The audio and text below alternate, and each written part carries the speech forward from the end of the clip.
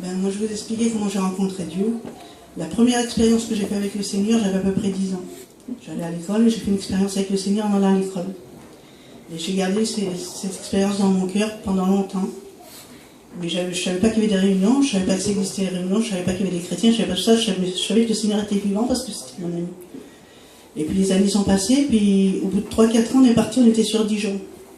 Et là, j'ai vu les premières réunions, j'ai vu les premiers chrétiens, c'était il y a longtemps, il y a 40 ans.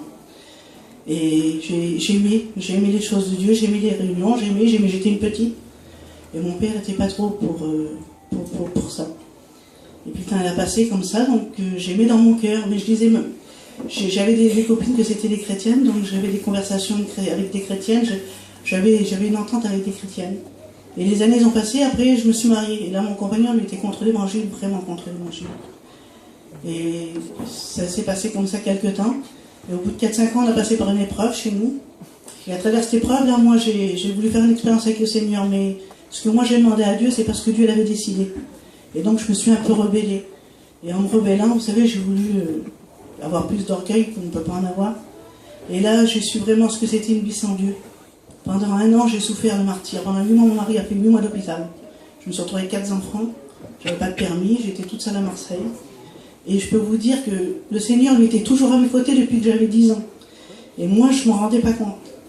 Et à un moment où j'avais plus de force du tout, où vraiment pour moi c'était difficile, où il n'y avait plus de solution pour ma vie, et je vais vous dire, je voulais me tuer, mais tuer mes 4 petites. Alors, c'était vraiment, il n'y avait plus de solution. Et là, le Seigneur, je ne peux pas vous dire ce qui s'est passé dans mon cœur. Le Seigneur m'a traité d'insensé dans mon cœur, comme je vous parle là. Le Seigneur m'a dit, insensé que tu es. Ce que tu souffres là, ce sera pour l'éternité, parce que je l'avais renié. Vous savez, sans Dieu, on n'a pas de vie sur la terre.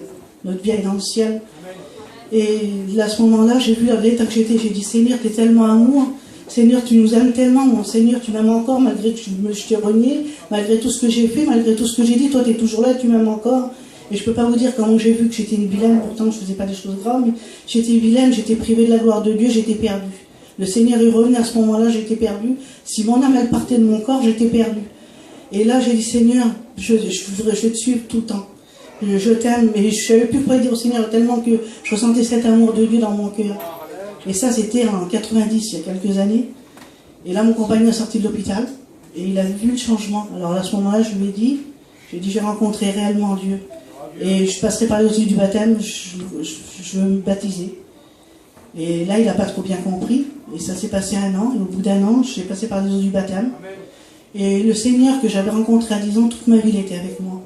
Encore aujourd'hui, il est toujours avec moi. J'ai 6 enfants. J'ai 5 foyers de mes petits qui sont chrétiens. Il y en a qui sont un petit peu plus fatigués que d'autres, il y en a qui sont... Mais leur cœur a été touché par Dieu. Et le Seigneur, il est toujours présent à côté d'eux comme il a été présent à côté de moi. Et vous savez, il y a 1 semaine, j'ai ma dernière petite belle-fille qui a passé par les eaux du baptême. Il ne me reste plus que mon fils, le dernier, et mon compagnon. Mais le Seigneur m'a fait des promesses. Celui qui n'a pas fait d'expérience avec le Seigneur, il fera en faire. Parce que le Seigneur, il est à côté, il est tout prêt à nous donner tout ce qu'on a besoin pour nos vies. Et je voudrais vous expliquer une petite expérience que j'ai faite il y a à peu près 15 jours, 3 semaines. Pour vous dire comment Dieu est toujours présent à côté de nous. J'ai mon petit, il a 3 petits bébés. Et il y en a un qui a 3 ans. Et c'est des petits qui sont enragés. Et il y a 3-4 mois en arrière, il a avalé une pièce de 20 centimes. Et on ne s'en est pas aperçu. Et le petit se plaignait, on demande au docteur, le docteur lui disait qu'il avait des problèmes d'estomac. Il a donné des produits pour l'estomac, des choses. Et il y a à peu près 15 jours, 3 semaines, le petit a fait comme une crise d'asthme. En fait, il était en train d'étouffer. Et quand on l'a emmené à l'hôpital, à Chalon-sur-Saône là-bas, ils ont fait une radio, puis là ils ont vu qu'il y avait cette fameuse pièce de 20 centimes qui était dans la trachée. Et elle était à même pas 2 cm pour passer dans les poumons. Vous savez, on a 2 sorties là, et elle était là. Et elle était bloquée depuis, je vous dis, 2-3 mois, peut-être même plus. Moi je me souviens du mois d'août, ma belle-fille se rappelle d'il y a 3 mois. Et quand on l'a emmené, donc ils l'ont emmené à l'hôpital, tout ça, et ils l'ont gardé. Et les docteurs pensaient que les peaux, tout ça s'était mis sur cette... Il fallait couper la trachée, mais c'est un tout petit bébé, il a un coup comme ça. Et quand j'ai su ça le soir, j'ai prié le Seigneur, je ne peux pas vous dire, mon petit était au Creusot là-bas, et le lendemain matin, il fallait l'endormir. Et donc quand on est arrivé là-bas, il y avait des serviteurs, et on a prié, les serviteurs ont prié pour le petit, et on l'a transporté à Dijon, parce que là-bas ça n'allait pas. Et quand ils l'ont transporté le lendemain à Dijon, ça a duré 5 minutes. Ils l'ont endormi, ils ont enlevé la petite pièce, Et là, le docteur nous a dit, on ne comprend pas.